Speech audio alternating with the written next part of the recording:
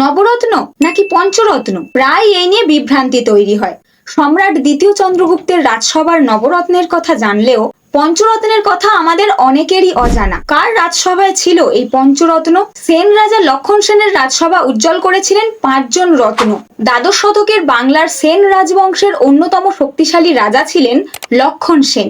দক্ষ যোদ্ধা তো ছিলেনই, তার পাশাপাশি তিনি ছিলেন সাহিত্য ও সংস্কৃতির বড় পৃষ্ঠপোষক। তার রাজসভায় ছিলেন 5 জন বিখ্যাত কবি ও পণ্ডিত, যাদের বলা হতো পঞ্চরত্ন।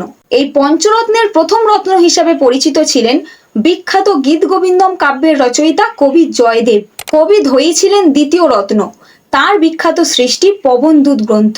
এছাড়া বাকি 3 জন রত্ন ছিলেন উমাপতিধর, শরণ এবং গোবর্ধন আচার্য। তাই বলতেই পারি লক্ষণ সেনের রাজসভা শুধু রাজনীতি নয়, ছিল সাহিত্য ও সংস্কৃতির পীঠস্থান।